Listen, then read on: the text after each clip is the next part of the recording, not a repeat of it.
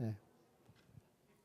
제가 하는 복된 명절이라는 것은 의식 없이 또 이렇게 하나님을 기쁘게 하지 못하게 하는, 하나님을 기분 나쁘게 하는 그런 일에 지혜롭게 잘 빠졌으면 좋겠고 피했으면 좋겠습니다.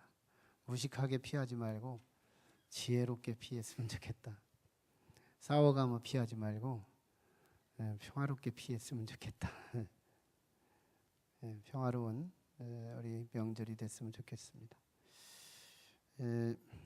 이런 정보는 없는 것도 괜찮은데 요즘에 며느리들을 위해서 쇼핑몰에 한 신상품 하나가 나왔는데 오른팔 깁스가 나왔습니다. 깁스물이 나왔는데요. 기부스 하는 거 이렇게 플라스틱으로 이렇게 쭉 돼가지고 하얀 색깔로, 그래서 이제 압박 붕대로 이렇게 좀 아구리를 말아주면 깜짝같이 병원에서 한 것처럼 할 수 있는 깁스가 있어요. 그것만 차고 가면 여러분 주방에서 혹사당하는 일은 면할 수 있다고 그래요. 왼팔은 좀 싸고요. 오른팔은 조금 더 비싸고, 왼팔 다치면 그래도 해야 되니까 보통 정가가 17,000원, 할인가는 16,150원, 배달료 2,400원. 여러분 어떤 사람이 정말 이런 게 있을까 하고 조사해 보니까 진짜 있대요. 조태용도 있대요. 조태용 학교에서 공부하다가 좀 실증 나면 조퇴하기 위해서 그거 삽입하고 선생님한테 가면 이제 그냥 갈 때는 그냥 가고 올 때는 깁스하고 오고. 웃자는 얘기지 실제로 하자는 얘기 아닌 걸 아시죠? 이솝우화라고 하는 책에 여우편에 이런 이야기가 실려 있어요. 까마귀 한 마리가 참 어렵게 다니다가 잔치집에서 치즈 한 덩어리를 입에 뭅니다. 그리고는 나무까지 올라가서 지나다니는 짐승들, 동물들에게 자랑을 해요. 그냥 물고만 있어도 자랑이 되니까요. 먹고 싶지라는 말 없이도 먹고 싶지는 됩니다. 그런데 이제 이 밑에 있던 여우가 그 치즈를 먹고 싶잖아요. 꾀를 써서 그 까마귀를 칭찬하는데, 야 까마귀야, 너는 정말 생김새도 잘생겼고 넌 빛깔도 참 좋아, 몸매도 좋고 깃털도 멋있는데 딱 한 가지만 좀 더 좋았으면 는 많은 이 날짐승들에게 존경받고 지도자가 될 수 있었을 거야. 그게 뭔지 아니? 네 목소리가 좀 투박해. 네 목소리가 좀 맑고 청아하다면 아마 모든 새들이 너를 존경하고 너를 따를지도 몰라. 뭔가 좀 자기 칭찬, 우쭐한 마음을 키우다가 갑자기 아킬레스를 얘기하자 이 까마귀는 순간 자신이 맑고 청아한 목소리를 은연중에 들려주기 위해서 소리를 내는 순간 물고 있던 치즈가 땅에 떨어지자 여우는 그 치즈를 물고 숲으로 도망가 버립니다. 빼앗긴 까마귀는 그 얼마나 어렵게 구한 거예요. 너무너무 맛있는 잔치집에서 치즈 한 덩어리 구해서 내가 맛있게 먹으려고 하는데 이걸 뺏어 가지고 도망갔으니 얼마나 슬퍼하며 참 괴로워했다는 그런 이야기를 달고 있어요.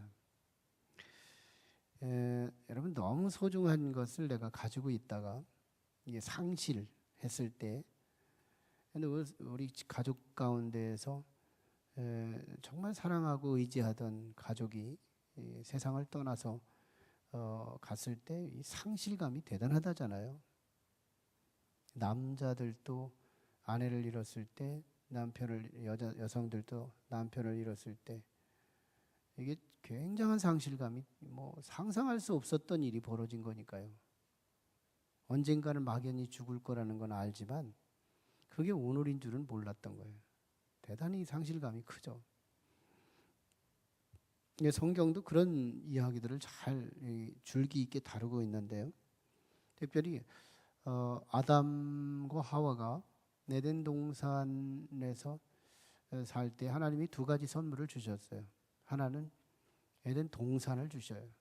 그리고 또 하나는 영원히 죽지 않는 영원한 영생의 생명을 주세요. 근데 아담과 하와가 결국 하나님의 법을 어김으로, 선악과를 따먹음으로, 죄를 지음으로 결국은 두 가지를 상실하죠. 하나는 에덴 동산을 상실해요. 존 밀턴은 신락원이다 이렇게 표현하죠. 낙원을 잃어버려요. 또 하나는 영생을 잃어버려요. 그래서 우리는 길어야 100년, 짧으면 70년 또는 젊어서도 죽게 되는, 죽음을 전제한 인생을 살아가는 겁니다. 얼마나 참 비극이에요. 영원한 생명을 가졌던 우리가, 그리고 너무너무 농사를 따로 노동하지 않고 땀 흘리지도 않고서도 먹고 살 수 있고 넉넉하고 행복하고 황홀한 인생을 살아갈 수 있었던 그 축복을 상실한 거예요. 얼마나 참 큰 이 비극을 다루고 있잖아요. 구약 성경은 또 계속해서 줄기 있게 그런 상실에 대한 이야기를 아끼지 않아요. 이삭이라는 믿음의 조상은 두 아들을 낳았죠. 바로 에서와 야곱을 낳게 됩니다. 에서와 야곱을 낳는데 에서는 먼저 나왔다는 의미에서 장자권을 자동적으로 취하게 돼요. 장자권을 얻을 수 있었다는 게 얼마나 큰 축복이에요. 유대인 사회에서 장자권을 거머쥘 수 있다는 것은 3분의 2 권한이거든요. 통째에서 3분의 2 권한, 두 형제라면 그러니까 굉장한 지분을 갖고 태어난 거예요. 장자권. 근데 동생 야곱한테 장자권을 뺏기잖아요. 이 상실감이 21년 동안 칼을 갈게 해요. 나중에 야곱을 맞이하러 400명을 데리고 오잖아요. 그때 나중에 뭐 야곱과 에서가 만나서 하나님의 얼굴을 보는 것 같이 받겠다고 했지만 실제로 에서가 야곱을 죽이러 오는 거예요. 그게 맞는 거예요. 아니 왜 400명을 거느리고 와요? 혼자 와도 되잖아요. 혼자 와도. 400명을 데리고 온다는 건 그만큼 앙숙을 가지고 죽이러 오겠다는 거였거든요. 그 정도로 상처가 1년이 가도 치유되지 않고 10년이 지나도 치유되지 않고 20년이 지나도 살기가 가시지 않는 그런 어마어마한 상처를 갖죠. 장자의 명분 그거 하나 잃어버렸다고 말이에요. 또 축복권까지 같이 뺏겼지만 그 축복 복은 뭐 말뿐인데 뭐 그렇게 해서 결국 야곱에게 현실적으로 당한 것이 뭐예요? 개나리보좀 2개, 막대기 하나하고 보따리 하나만 가지고 도망쳐야 되는 신세받게 되지 않았잖아요. 그런데도요 상실감이 대단한 거예요. 상실감. 삼손이라는 인물은 참 하나님께서 은사 중에 이런 은사가 있어요. 포크레인 한 대의 기운, 그런 정도의 힘이지 않겠어요? 중장비의 힘. 한 사람에게 하나님이 중장비의 힘을 준 거예요. 어떤 사람도 뭐 손만 내둘러면 나가 떨어지는 거예요. 나귀 턱뼈 하나면 1000명이 나가 떨어지는 엄청난 파괴력을 갖고 있는 대단한 힘을 가졌죠. 그런데요, 그가 죄 가운데 드릴라의 미혹에 빠져서 결국은 그 힘을 잃어버리잖아요.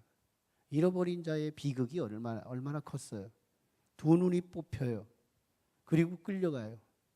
맷돌을 돌려요. 조롱을 당해요. 비참하게 건물이 무너져서 거기서 죽게 돼요. 이게 참 상실된 자의 비극이에요. 비극. 얼마나 참 비극이 있어요. 이스라엘 민족이 하나님께서 한 이 지구촌 250여 개 국가 중에서 유일한 민족, 하나님이 선택하신 민족이라 해서 이스라엘 민족은 선민 사상이 있어요. 선민 사상. 택할 선자. 그래서 하나님이 택하신 민족이다. 그래서 이 민족을 중심으로 세계 열방을 하나님 나라를 이루겠다. 제사장 국가로 하나님이 삼으시겠다. 얼마나 택한 민족, 택함 받은 민족에 대한 우월감 대단했거든요. 그 우월감이 너무 도가 지나쳐서 다른 민족은 개와 같은 민족처럼 아래로 격하시키고 말아버렸던 오류도 없지 않아 있었지만 그 정도로 이스라엘 백성들이 이 자기의 자긍감이 대단했던 존재들이에요. 그런데 어떻게 돼요? 그들이 왕정 시대의 양국가가 북이스라엘, 남유다 계속해서 범죄. 결국 어떻게 돼요? 선택받은 백성이 다른 나라에 의해서 끌려가는 포로 민족이 돼요. 북이스라엘은 아수르에 끌리고 남쪽 유다는 바벨론에 끌려가서 70년, 100년, 130년 이렇게 해서 막 1차, 2차, 3차의 귀환으로 들어오긴 하지만 그 기간 동안 얼마나 노예로 살아요. 언어를 상실해요. 가족을 잃어버려요. 자녀들을 잃어버려요. 정말 문화를 잃어버려요. 선민 사상이 사라져요. 이 얼마나 큰 상실감이 커요. 그렇게 메시아 사상이 강했던 이스라엘 역사 속에서 예수님이 막상 오셔서 메시아 역할을 했더니 이스라엘 백성들은 네가 누구냐 이거야.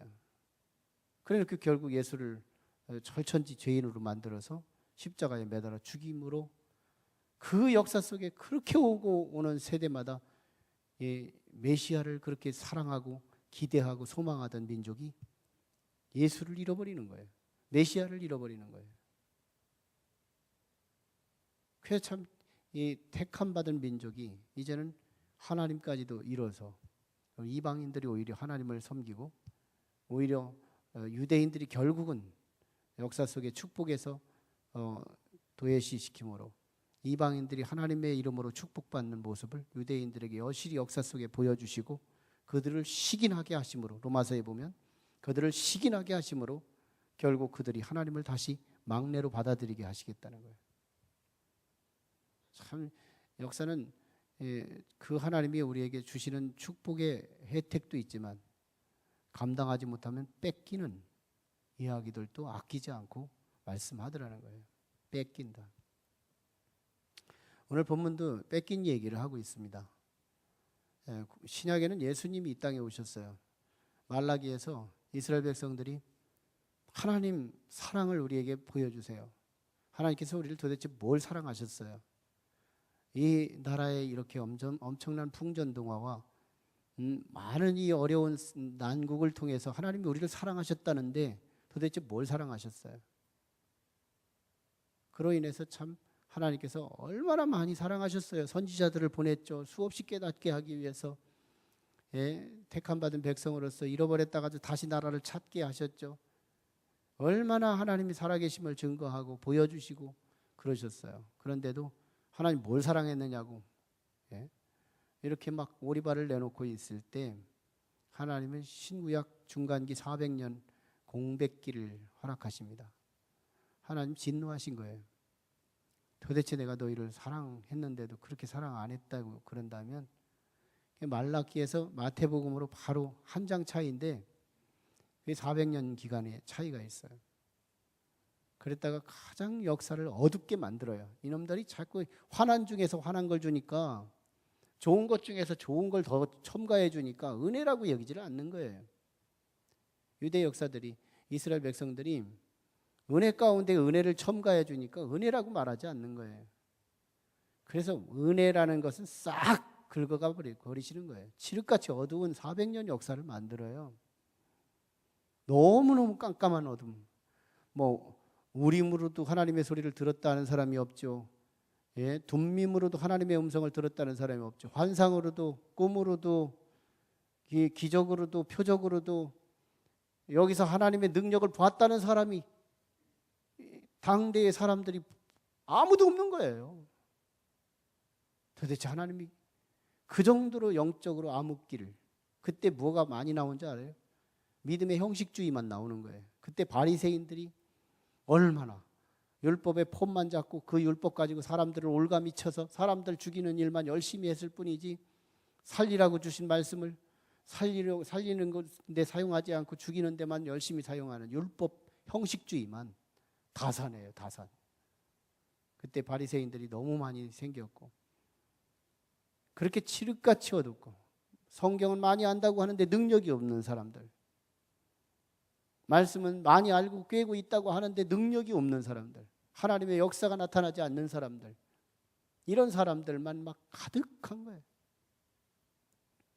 그때 하나님께서 예수 그리스도로 이 땅에 하나님의 현현을 보여주시는 거예요.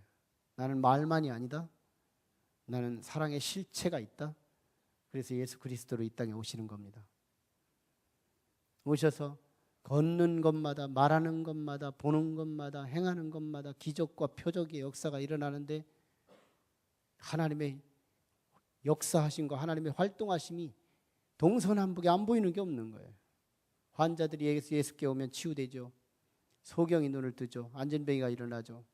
혈루병이 낫죠. 38년 된 환자가 치유되죠. 죽은 자가 살아나죠.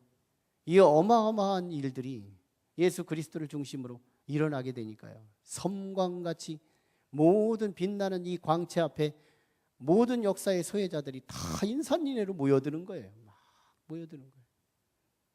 야, 우리가 기다리던 메시아가 이분이구나 하고서 막 모여들으니까, 그동안의 형식주의로 뼈가 굵어지고 형식주의로 역사가 지탱되어 왔던 형식주의 바리새인, 서기관, 사두개인, 대제사장, 장로, 이런 사람들이 다 예수가 없으면 살 것 같은 거예요.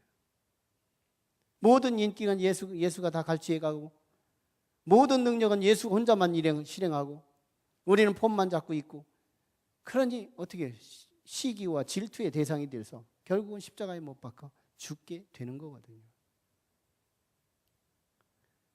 참 이런 어마어마한 시대에 예수 그리스도의 실체.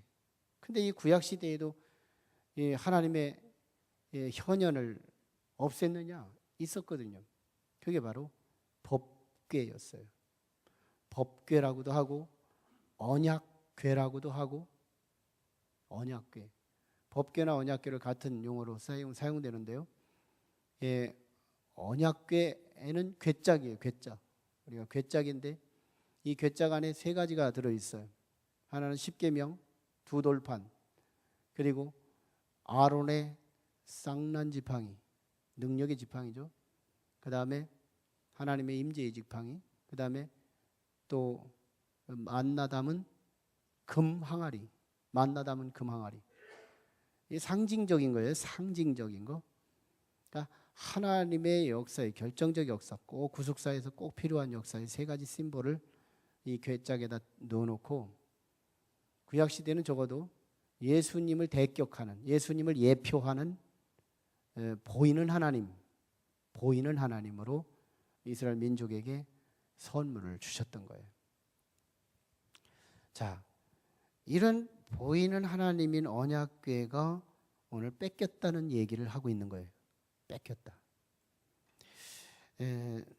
잘 보면 오늘 사사시대 말 본장의 블레셋 전쟁 4장 1절을 통해서 블레셋 전쟁이 일어나는데요. 이 블레셋 전쟁을 통해서 하나님께서 어두운 이스라엘의 역사를 심판하고 새로운 역사를 세우기 위해서 역사적 과도적으로 일으킨 사건이 됩니다. 특별히 오늘 4장 2절에 보면 블레셋 전쟁에서 이스라엘이 패해요. 1차전 패할 때 4,000명가량이 죽었다고 표현해요. 오늘 2절에서 4,000명가량이 죽었다고 표현해요. 이에 이스라엘 장로들이 깜짝 놀랍니다. 왜 하나님의 민족이 지느냐 이거예요. 이방인들과 싸웠는데 왜 지느냐 이거예요. 그러자 굿아이디어, 좋은 생각이 하나 떠오르는데, 이번만큼은 보이는 하나님 되는 언약궤를 모시고 우리가 이 전쟁터에 나가자 해가지고 실로에 거하고 있는 이 언약궤를 모셔다가 전쟁 최전방에 모시고 전쟁을 치르는 거예요. 그때 이 언약궤를 맡고 있었던 당대의 합법적 제사장이었던 홈리와 비느하스도 종교인 대표로 이 전쟁에 출전하지 않을 수가 없었어요. 그래서 이 전쟁에 참여했는데 결국 이 전쟁에서 이 언약궤는 아무것도 역할을 하지 않습니다. 그로 인해서 결국 이 전쟁의 결과는 3만여 명의 사상자, 오늘 본문 10절이죠. 3만여 명의 사상자를 내고 패전하게 되면서 심지어 그토록 의지했던 언약궤조차, 하나님조차 그런 거예요. 하나님의 심벌이니까 하나님조차 빼앗기고 함께 동참했던 홈리와 비느하스가 전쟁에 죽고 그 후에 그 소식을 들었던 은퇴한 엘리 제사장이 죽고 그의 며느리 비느하스의 아내였던 그가 만삭 중에 해산하다가 죽게 되면서 태어난 아들 하나가 살았으니 그 아들의 이름을 이가봇이라는 이름을 지면서 그 이가봇을 한국말로 풀으면 하나님의 영광이 민족에서 떠났다, 이런 말을 출생한 아들의 이름을 통하여 남기게 되고 사장을 닫게 되는 거예요. 자, 여기서 전쟁의 언약궤를 이스라엘 백성들이 1차전에서 패해서 2차전에는 언약궤를 동반했는데도 왜 이 전쟁이 패했느냐? 이 패인이 뭐냐? 이 부분이 우리가 굉장히 중요한 부분인 거예요. 전쟁을 왜 1차전에는 그저 우리가 하나님과 상관없이 했다고 치더라도 2차전은 하나님을 모시고 갔는데 왜 우리는 졌느냐? 왜 2차전은 더 파장이 더 크고 3만여 명의 사상자가 일어날 수 있을기까지 이 결정적인 어려움을 맞이했느냐? 왜 하나님을 모시고 갔는데도, 하나님의 이름으로 갔는데도 왜 내가 졌느냐 이거예요. 오늘 사무엘상 3장 13절 거기에 정확한 답을 가장 가까운 본문에서 사무엘 선지자의 첫 사명, 첫 하나님의 음성, 지난주에 들었던 하나님의 음성 가운데 원인을 지시하고 있죠. 정확하게 지시하고 있어요. 13절 같이 읽습니다. 시작. 내가 그의 집을 영원토록 심판하겠다고 그에게 말한 것은 그가 아는 죄악 때문이니 이는 그가 자기의 아들들이 저주를 자청하되 금하지 아니하였음이니라. 당사자들도 문제가 있고 아버지도 문제가 있다는 얘기예요. 당사자들은 하나님께 제사할 때 이 솥에다 충분히 삶아서 하나님 앞에 드려야 될 것을 삶기도 전에 갈고리를 갖다가 끄집어내서 생고기로 술안주 해 먹던 그런 정말 파렴치한 그런 제사장들이었고, 거기서 정말 남자를 알지 못한 거룩한 하나님의 성전에 하나님의 여자들을 감히 강간을 하고 간음을 하면서 죄를 범하고, 하나님께 제사 드리는 구별된 장소에서 세속적인 문화를 적용했던 이 불신앙적 홈리와 비느하스, 이 사람의 너무 끝없는 죄 때문에 하나님께서 끝없는 죄, 알면서 죄를 짓는, 그가 아는 죄악 때문에, 이렇게 13절 중반에 보면 그가 아는 죄악 때문이니, 아는 죄악 때문에, 이것 때문에 하나님은 심판하기로 작정하셨다. 이 멸문을 하겠고, 동시에 제사장 가정만 그런 게 아니라 이스라엘 1차전에 4천 명 죽었죠. 2차전에서 3만여 명이 사상자 있을 때 얼마가 더 죽었는지는 우리가 상상할 수 없이 참 너무너무 이스라엘 전 국토가 초상집으로 가득한 사망의 음침한 골짜기가 되고 말았을 거예요. 그로 인해서 결국은 죄가 패인의 원인이 됐다. 이 얘기를 오늘 본문은 정확하게 하고 있죠. 답이에요. 죄는 패인의 원인이 돼요. 혹시 나는 죄를 짓고도 어느 중간에 성공한 것들이 있거든요. 걱정하지 마세요. 반드시 지세요. 반드시 망하세요. 네. 죄를 짓고도 순간순간 잘 된 것들이 있거든. 재앙이 커질 징조일 뿐이에요. 예, 그런 거 걱정할 거 없어요. 하나님은 결국은 키웠다가 무너지게 할 거니까요. 예, 죄를 짓고도 우리가 형통하거든. 두려운 거예요. 죄를 짓는데 왜 잘 되지? 엄청 무서운 거예요. 오늘 새벽에 말씀 나눴던 것 중에서 하나님 복 있는 사람은요, 죄를 짓는데도 하나님이 방해하세요. 죄를 짓는데 하나님이 해커가 되셔서 막 쫓아다니면서 방해해요. 예, 발람 선지자가 그랬잖아요. 이스라엘 민족 전체를 저주하려고 돈 받고서 저주하러 가다가 하나님이 방해하잖아요. 나귀 보고 못 가게 막 막고. 얼마나 복이 있는 거예요. 어떤 사람은 죄를 지으려면 시작부터 끝까지 완벽하게 죄를 지어요. 그러고서 자기는 행운이 있다 그래요. 예, 착각하는 인생이죠. 죄가 망하게 하는 거예요. 죄가 망하게 하는 거예요. 우리 하나님은 죄와 상관해서 세 가지 각도, 오늘 새벽에 나눴던 말씀인데요. 하나님은 우리가 죄 가운데 서지 않기를 원하세요. 또 두 번째는 하나님께서는 죄 가운데 섰더라도 하나님 방해하기를 원하세요. 죄가 실패하기를 원하세요. 또 하나님께서는 죄를 이미 완료한 사람들을 향하여 씻어주기를 원하세요. 용서하기를 원하세요. 하나님께서 우리 죄를 향하여 우리의 기대하시는 바가 세 각도의 은총이 있어요. 그래서 복음이에요. 자, 그런데 성도는 알면서 짓는 죄의 확률이 높아요. 안 믿는 불신자는요, 모르면서 짓는 죄가 높아요. 그래서 자기가 지옥 가는지도 모르게 지옥 가요. 그런데 성도는 성서를 많이 그래도 알잖아요. 그래서 알면서 죄를 짓는 게 많아요. 그래서 성도가 계속해서 죄를 고집하고 죄가 반복되면 조금씩 뭐가 바뀌어요. 변질돼요. 어떤 신앙으로 바뀌느냐? 알카리성 체질 신앙에서 산성화되는 체질 신앙으로 바뀌어지는데, 그걸 소위 우리가 형식적으로 표현할 때 이걸 형식주의 신앙이라 그래요. 형식주의 신앙. 죄를 접으면 죄는 맛있거든요. 죄는 달아요. 그래서 죄를 멀리하기는 생활 속에서 참 역부족이에요. 근데 하나님을 아예 안 믿자니 이게 석연찮아요. 두렵고 불안하고 그래요. 그래서 교회는 와요.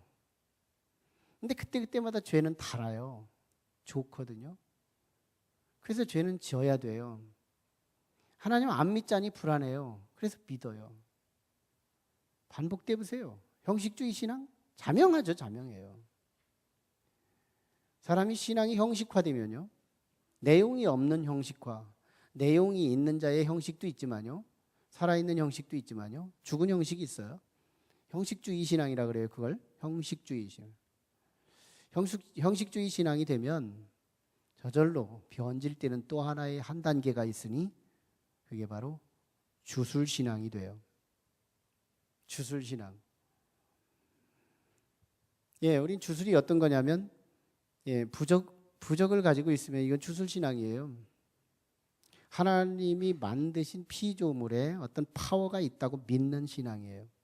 하나님이 만드신 피조물에 파워가 있다. 나를 구원할 수 있는 어떤 능력이 그 속에 있다. 이걸 믿고 그걸 의지하는 거예요. 부적은 주술신앙이에요. 부적은 여러 가지더라고요. 창호지 부적, 황토부적. 예. 황토로 만든 부적이 있어요. 안 깨져요. 잘. 돌 같아요.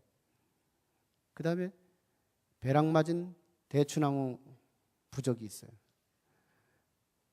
보통 번개가 때릴 때 수분이 많은 나무를 쭈쭈쭈 내려오다가 수분이 없는 나무보다 옆에가 수분이 많은 나무가 있으면 반드시 내려오다가도 수분이 많은 쪽으로 쫙 간대요. 그게 전기의 원리래요. 근데 대추나무는 수분이 나무들 중에서 가장 적은 나무래요.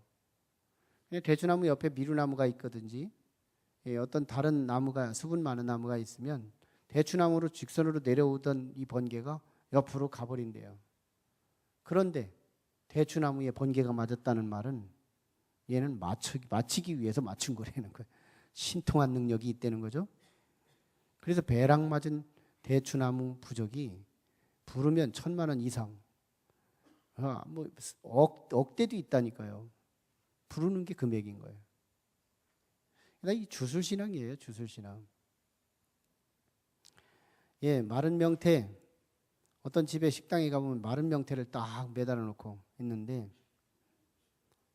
산 명태도 아무것도 못하는데 죽은 명태를 말려놓고 그걸 매달아 놓고 뭘 기대하시는 거예요?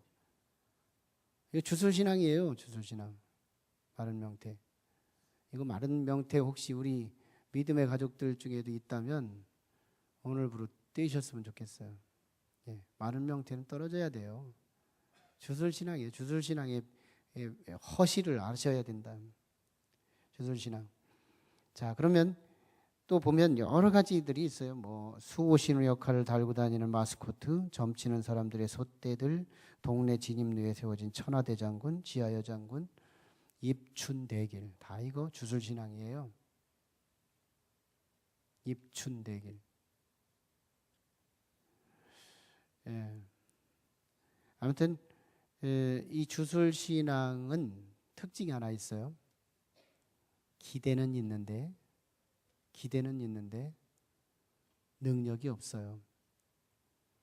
근데 이상하게 플라시보 효과에 믿음을 갖고 살아요. 기대를 가져요. 이거 기대가 얼마나 우리를 위안해 주는지 몰라요?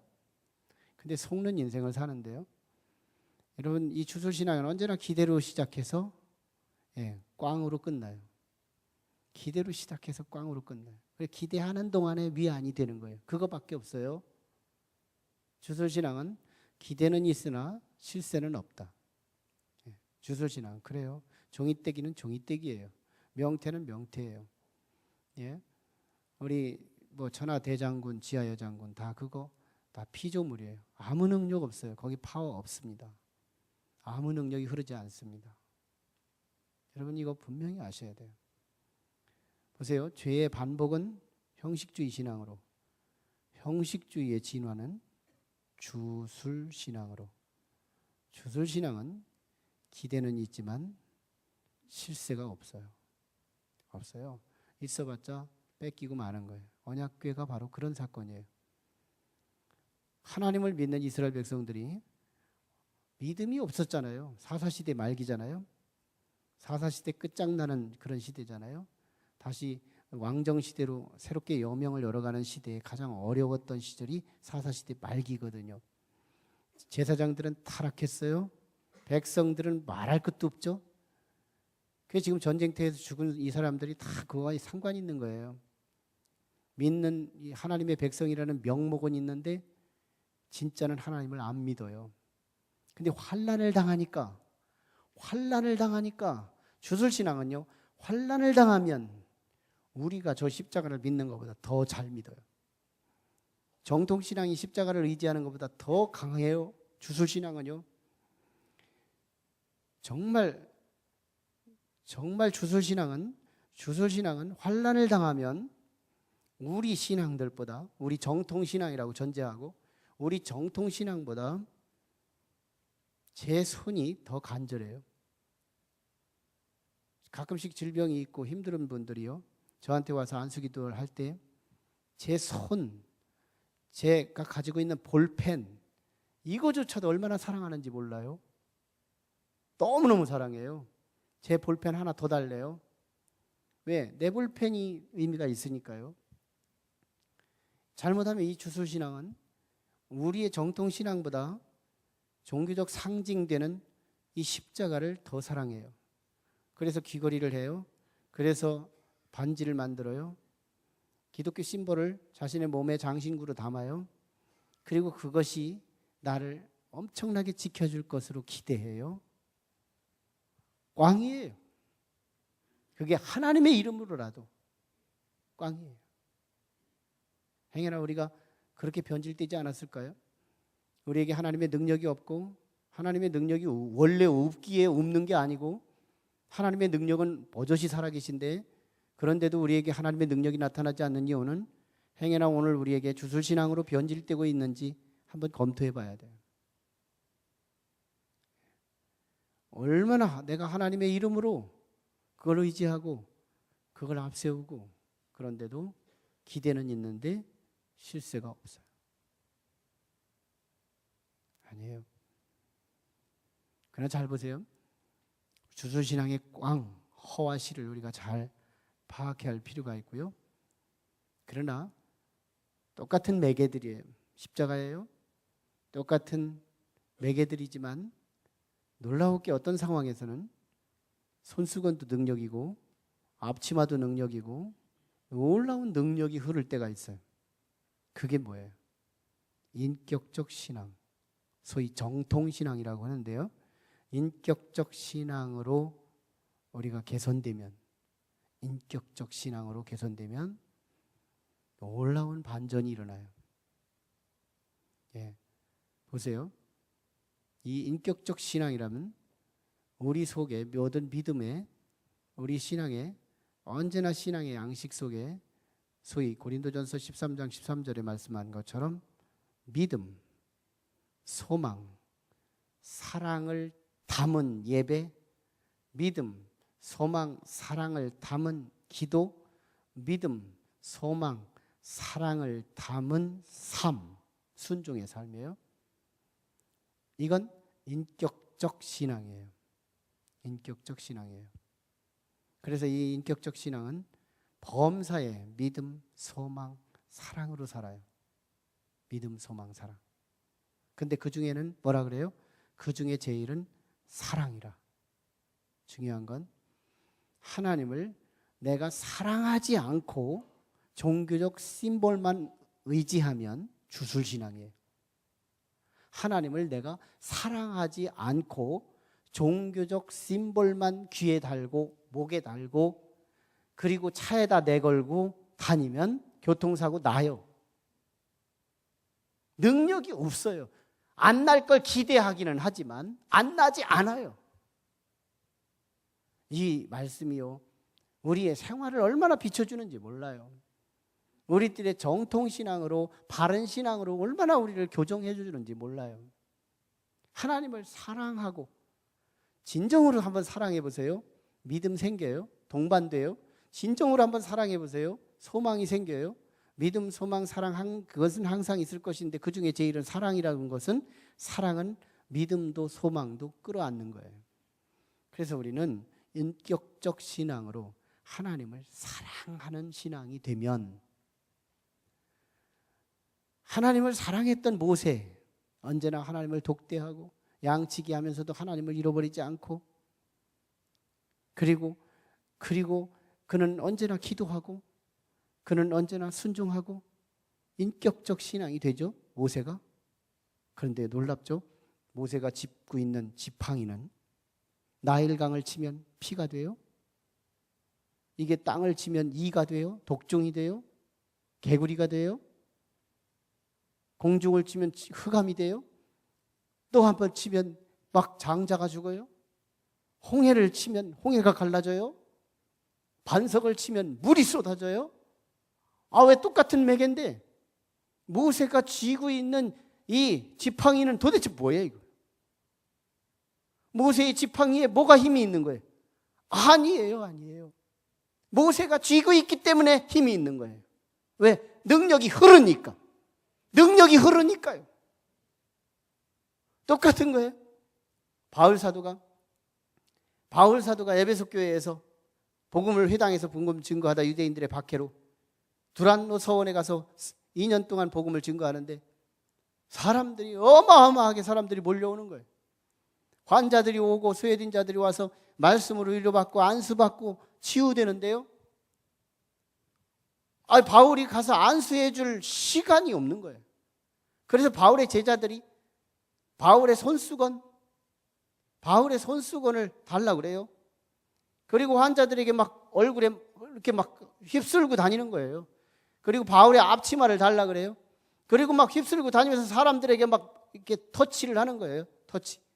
그런데 이 앞치마에도 손수건에도 치유의 역사가 일어나기 시작하는 거예요. 왜? 바울이 하나님을 사랑하는 인격신앙이 됐거든요. 바울의 신앙이 살았거든요. 산자의 신앙에 붙어있는 손수건, 산자의 신앙에 붙어있는 앞치마. 그래가지고 거기서 마술사들이요 흉내를 낸 거예요. 흉내를 내가지고 바울의 앞치마, 바울의 손수건 가지고 이 사람 저 사람한테 한번 니들 때 한번 나서봐라 그랬는데 귀신 들린 한 사람이 대들기 시작하는 거예요. 내가 예수도 알고 바울도 아는데 너는 누구냐?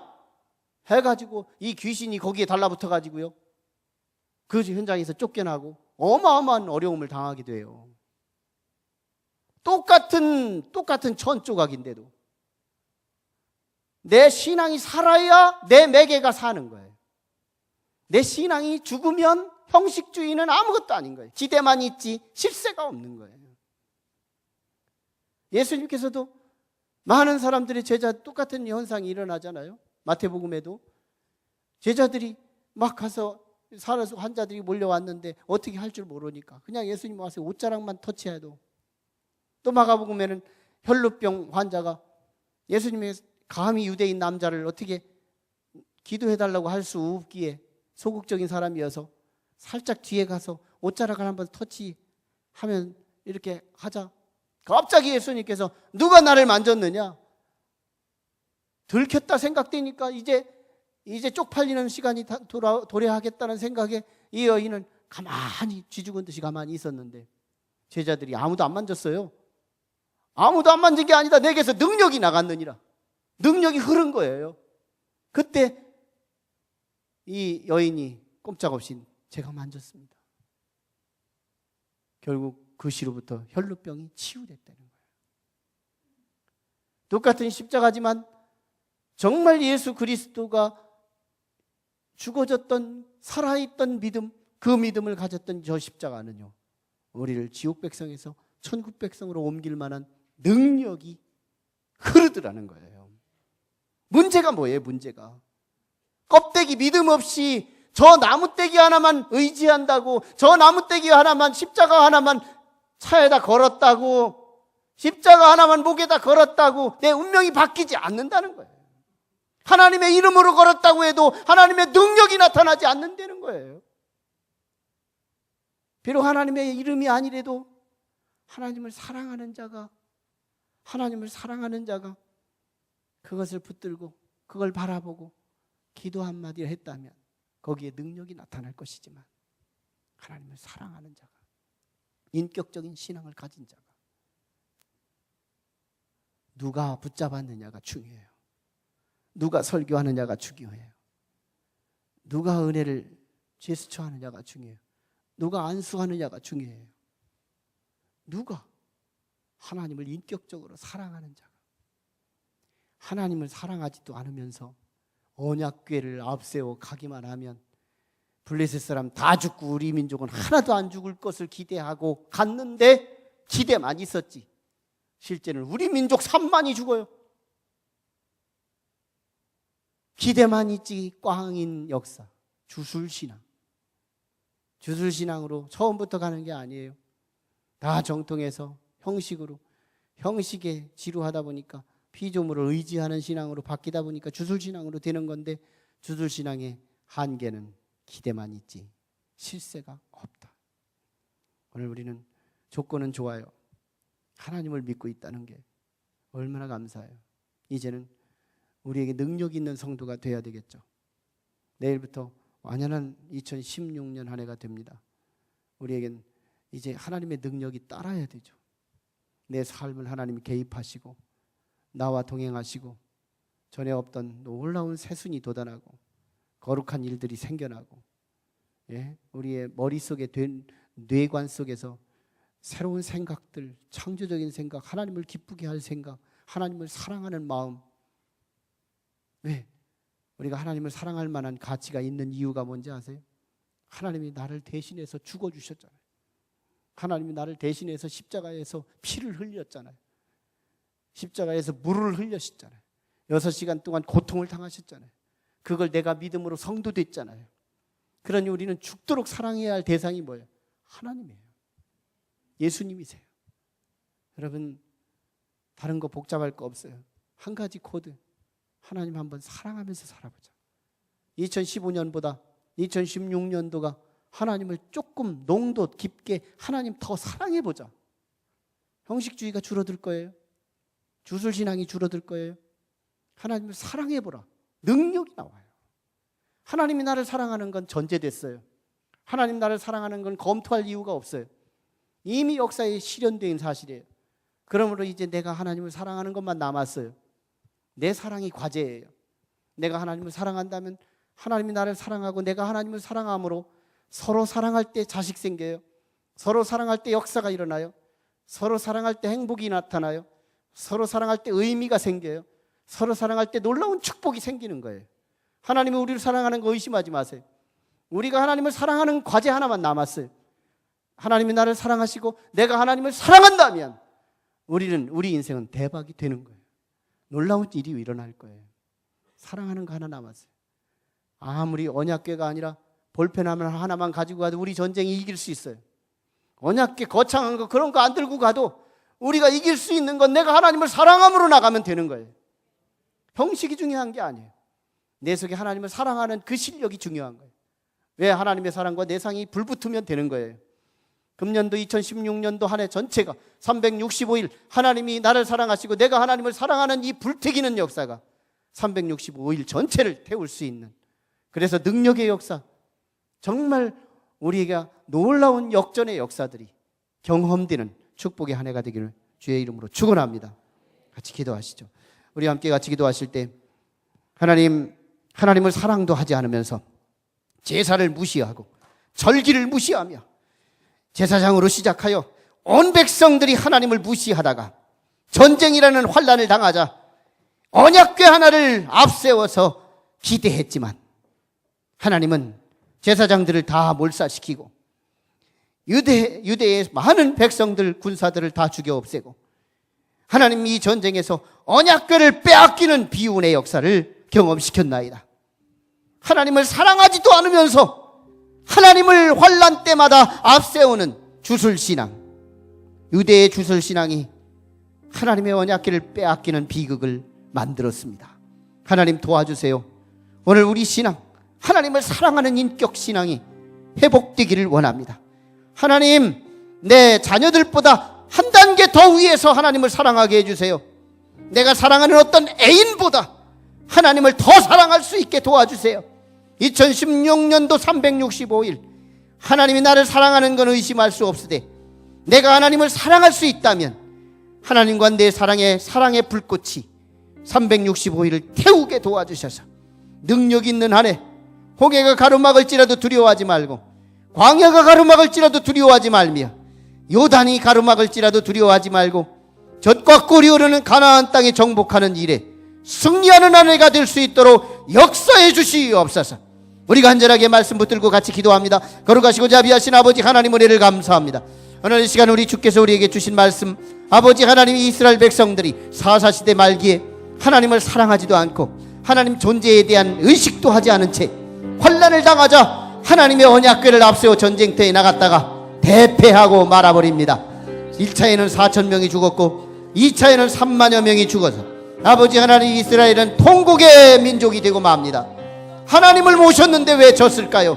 하나님을 앞세웠는데 왜 졌을까요?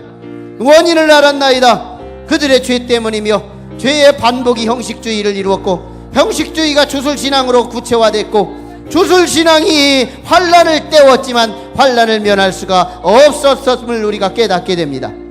인격신앙으로 바뀌어지게 하여 주옵소서. 하나님을 사랑하는 자가 지팡이를 들어야 합니다. 하나님을 사랑하는 자가 십자가를 차야 합니다. 하나님을 사랑하는 자만이 하나님의 백성들이 되어야 하고 하나님을 사랑하는 자가 봉사해야 하고 하나님을 사랑하는 자가 충성해야 합니다. 하나님, 2016년 안에 이제 아버지 구전 명절을 계기로 아버지 하나님, 우리가 하나님을 사랑하는 경쟁력을 갖게 하시옵소서. 하나님, 작년보다 금년이 달라야 할 이유가 내가 하나님을 사랑하는 일입니다. 하나님 사랑해요. 하나님 너무너무 사랑해요. 하나님 없으면 안 돼요. 하나님 없으면 안 돼요. 하나님 내 애인보다 더해요. 하나님 내 사랑하는 자보다 더해요.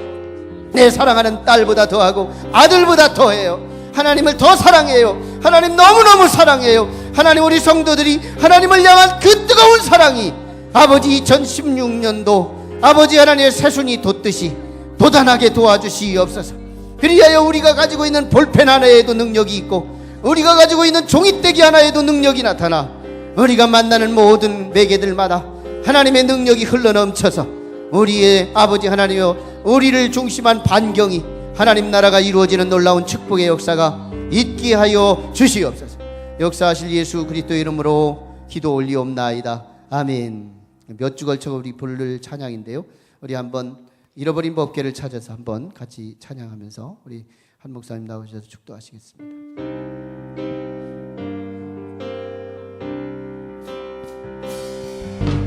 잃어버린 법궤를 찾아 돌아와 주님의 약속을 기억하라. 잃어버린 법궤를 찾아 돌아와 주님의 세한 것 기억하라.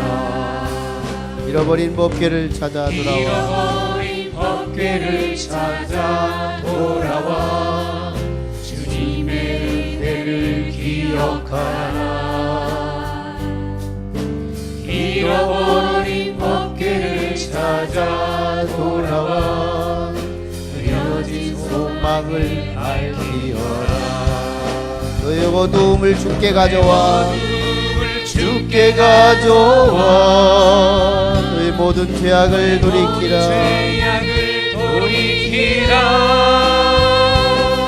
너의 연약함을 주께 가져와. 주의 강한 손 너를 일으키리라. 너의 어두움을 주께 가져와, 주께 가져와. 너의 모든 죄악을 돌이키라. 여러분의 연약함을 주께 가져오십시오. 여러분의 연약함을 주께 가져오십시오. 주님의 강한 손이 오늘 우리를 일으켜 주실 것입니다.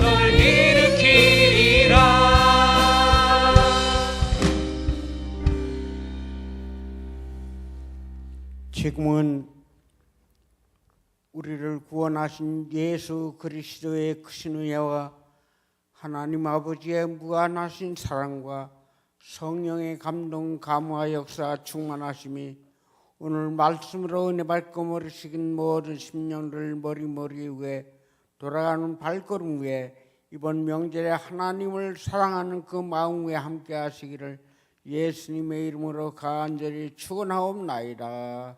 아멘.